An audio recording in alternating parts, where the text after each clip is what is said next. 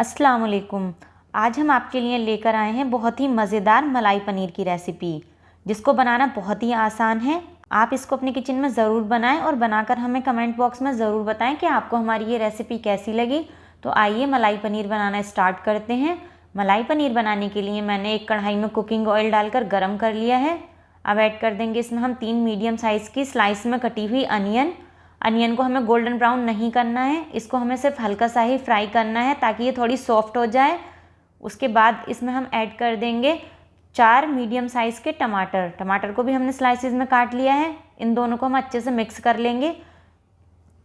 1-2 minute high flame पर fry करने के बाद गैस का फ्लेम हम स्लो कर देंगे। अब इसको हम ढककर पकाएंगे। 5 से 10 मिनट इसको हमें ढककर पकाना है। ये देखिए टमाटर और प्याज अच्छे से पक चुके हैं। आप चाहें तो टमाटर के साथ नमक भी ऐड कर सकते हैं, अगर आप चाहें तो नमक बाद में भी ऐड कर सकते हैं। अब इस कढ़ाई को हम गैस से उतार लेंगे और ठंडा होने के लिए थोड़ी देर रख देंगे।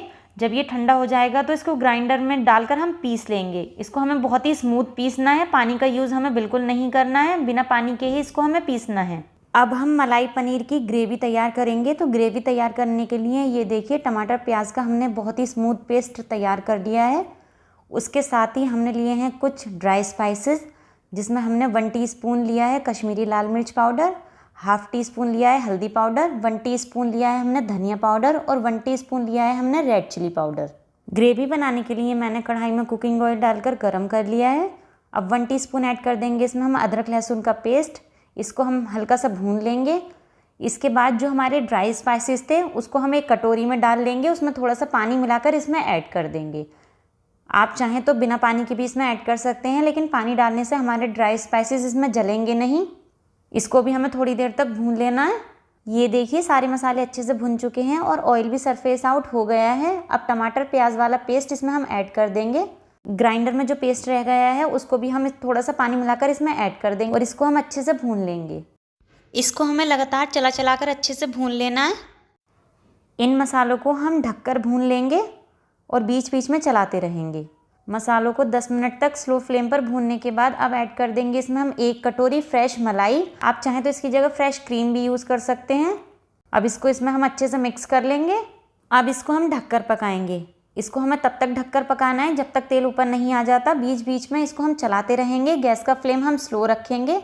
2 से 3 मिनट इसको हम हाई फ्लेम पर पकाने के बाद गैस का फ्लेम एकदम स्लो कर देंगे।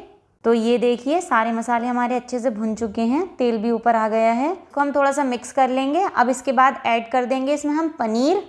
हमने 300 ग्राम पनीर लिया था। ग्रेवी हमारी बहुत ही बढ़िया बनकर तैयार हुई है। अब पनीर को इसमें हम अच्छे से मिक्स कर लेंगे।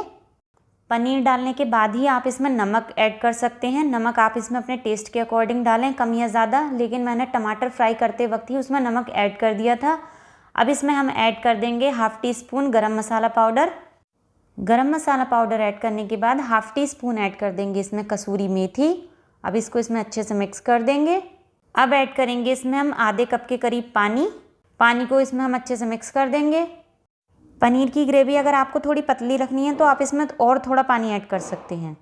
अब 10 से 15 मिनट के लिए इसको हम ढककर पकाएंगे। गैस का फ्लेम एकदम स्लो कर देंगे। बीच बीच में 102 बार चलाते रहेंगे। इसको हमें ढककर तब तक पकाना है जब तक तेल सरफेस आउट नहीं हो जाता। तो आइए इसको खोलकर चेक कर लेते हैं। तो ये देखिए मलाई पनीर ऑलमोस्ट तैयार हो चुका है। अब इसको हम थोड़ा सा मिक्स कर लेंगे। इसको मिक्स करने के बाद 1 से 2 मिनट इसको हम और ढककर रख देंगे। उसके बाद इसको हम डिश आउट कर लेंगे। 2 से 3 मिनट के बाद एक सर्विंग डिश में इसको हम डिश आउट कर लेंगे और एक ग्रेटर से थोड़ा सा पनीर इसके ऊपर ग्रेट कर देंगे। धनिया पत्ती से हम इसकी गार्निशिंग कर देंगे। तो ये देखिए हमारा बहुत ही मज़ेदार मलाई पनीर बनकर बिल्कुल तैयार है। इसको रेशमी मलाई पनीर भी कहा जाता है और इसको बनाना तो बहुत ही आसान है। अगर आपको हमारी ये वीडियो पसंद आए तो हमारी इस वीडियो को लाइक करें, शेयर करें और हमारे चैनल को सब्सक्राइब करें। तो फिर मिलेंगे एक नई रेसिपी के साथ। Thank you.